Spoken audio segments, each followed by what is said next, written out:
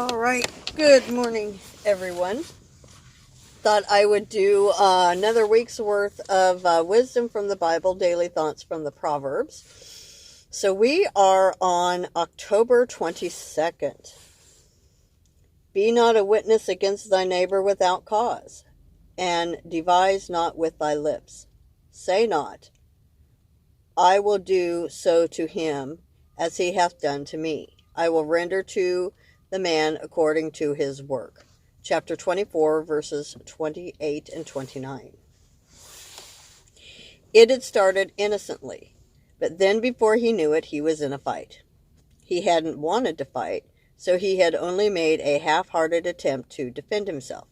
He realized now that he had looked bad in front of all his friends. The more he thought about it, the angrier he got. He kept thinking of ways that he could get even. It began occupying all his time. Revenge was all he wanted. He was going to teach the He was going to teach the other guy a lesson he would never forget. He wanted to make him regret that he'd ever started anything. When we think a lot of ourselves, we cannot stand to look bad in others' eyes. When we are hurt and embarrassed, we want to strike back. We think that by repaying injury with injury, it will make us feel better. We believe that justice means an eye for an eye, a tooth for a tooth. Nothing is further from the truth. If we set aside our pride, we find that it is not so difficult to practice forgiveness. Forgiveness heals injuries instead of opening new wounds. It makes us feel better. It makes others feel better, and it is pleasing to God. We should strive to pay God back for his grace, rather than pay back our enemies for their evil. Lord, I do not want to pay back evil with evil, but with good. Help me to love my enemies and pray for my persecutors. Let me know how to love everyone, whether they love me or not. October 23rd. I went by the field of the slothful, and by the vineyard of the man void of understanding. And lo, it was all grown over with thorns, and needles, and covered the face thereof, and the stone wall thereof was broken down.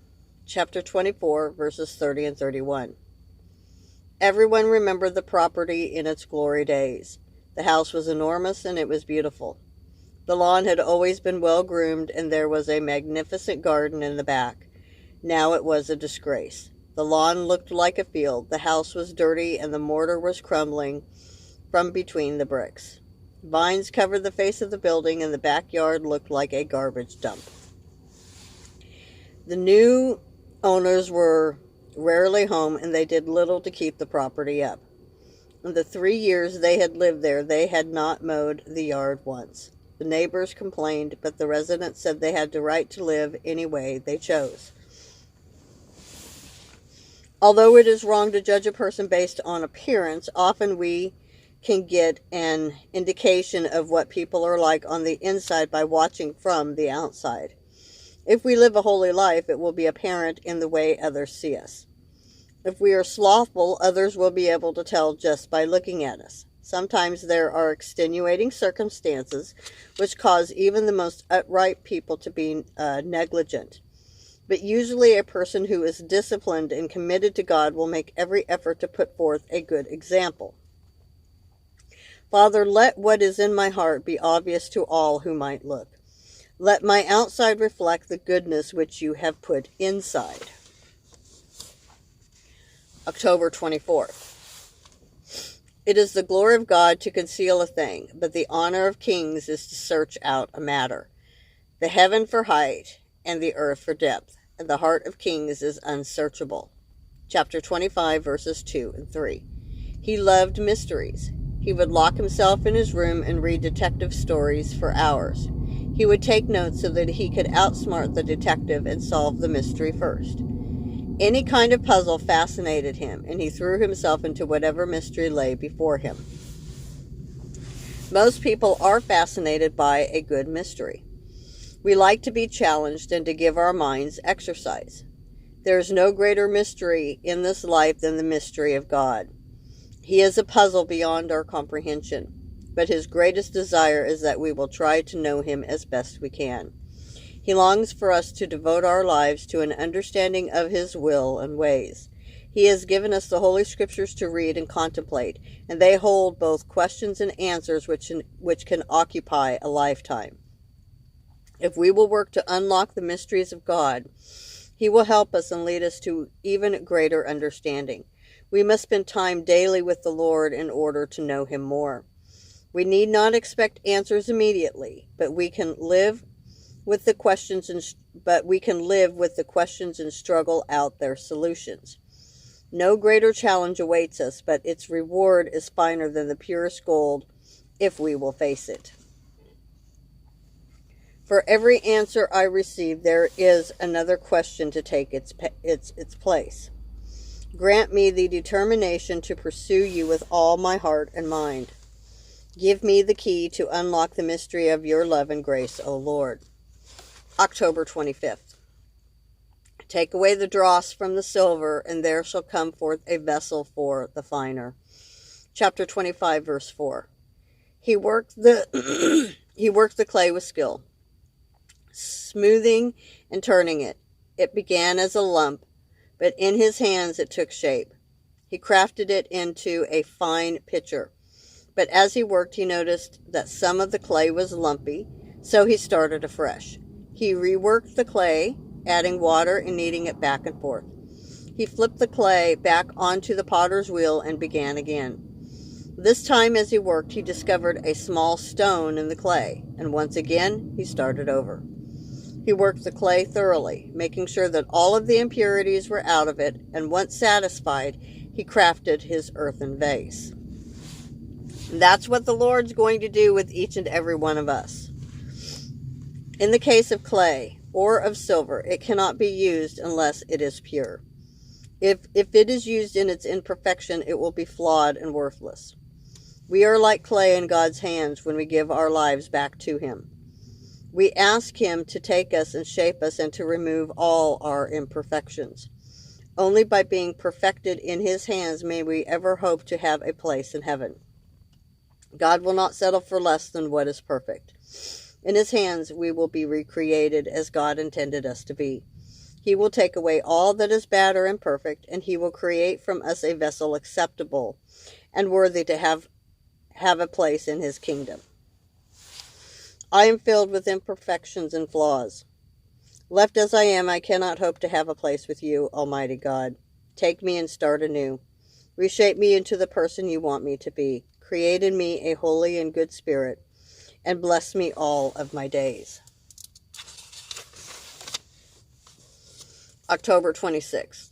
Go not forth hastily to strive, lest thou know not what to do in the end thereof, when thy neighbor hath put thee to shame.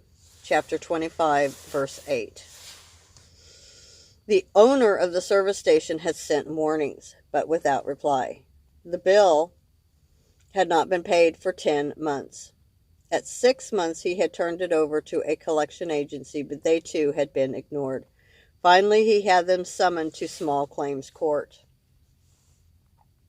It seemed open and shut until the judge asked why they hadn't paid. The defendants brought forth copies of letters they had sent saying that the repair work that was supposed to have been done had not been done properly. It had caused further damage to the car, so they had taken it elsewhere. The service station owner refused to give them satisfaction, so they refused to pay their bill. They offered a notarized statement from the second service station, attesting to the fact that the original work had been poor at best. The judge found in favor of the defendants and ordered the service station owner to pay for the damages his negligence had caused. When we accuse someone of wrongdoing, it is wise to make sure that we have done nothing that we should be ashamed of. No one is without sin, and we have been told not to cast stones unless we are without fault. It is better to look at our own lives and work to improve them before we try to improve others around us. Lord, before I look to others to criticize them, let me look at myself to see that I am no better. Make me concerned with my own growth, so that I might continually strive to grow and mature in your love. October 27th. As the cold of snow in the time of harvest, so is the faithful messenger to them that send him. For he refresheth the soul of his masters. Chapter 25, verse 13. There is no doubt about it. Harvest time was the hardest time of the year.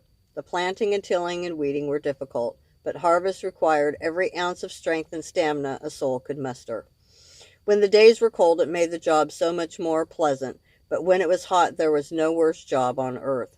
The fields baked in the hot sun, and you baked also. Many a farmer came to his end out in the fields at harvest time when the sun was hot. This year was great. The snow was moving south from the hills, and the air off the plains was cold and brisk. Working in weather like this made you feel alive. It was refreshing and made you feel like you could work forever without stopping. The breath of the Lord is like that. When we live without it, we are amazed at how hard this life is. We feel completely drained and exhausted by the simplest of tasks. When we have the Lord in our lives, however, He gives us strength and renews our stamina. With God, all things are possible, and when His Spirit is in our hearts, we feel as if we can last forever without pausing. We are made conquerors with Christ, and nothing can defeat us. Renew me, Father, in those times when I feel that I cannot go on. Forgive me when I try to live life all by myself, turning from your loving care. Give me your Spirit that I might rise above the struggles of this life and claim the victory won me by Christ. And then the last one for this video, October 28th. Confidence in an unfaithful man in time of trouble is like a broken tooth and a foot out of joint. Chapter 25, verse 19. The deeper the group moved into the woods, the more they knew they were lost. They had separated from the larger group to go exploring, and they hadn't been able to find their way back. It was beginning to get dark, and they were getting scared. 3 of the group had confidence that the others would find them, but one wasn't so sure. They decided to just stop and wait where they were in hopes that someone would come along. As they sat, the skeptics of the group kept saying that they should keep moving. He wanted to go off towards the east, saying that doing something was a lot better than doing nothing. He had little faith in the ability of the rest of the group to find them. When the other 3 were resistant to his suggestions, he said he would go off by himself and return later with help. He struck out on his own, and it wasn't long until the rest of the group happened along to where the three waited. They told the group about the 4th person. It was not until the next morning that he was found, but not before he had suffered through the fear and anguish of being lost alone. Without faith, we do terribly foolish things. Only through faith will we develop the confidence we need to make it in this crazy and frightening world. Help me to have the confidence in you that I need, Father. Strengthen my faith that I might trust in your power in every situation. Destroy the spirit of doubt which often creeps into my heart. All right, so we'll go ahead and leave it there, and I will just see you guys in the next video. Take care, everyone. God bless.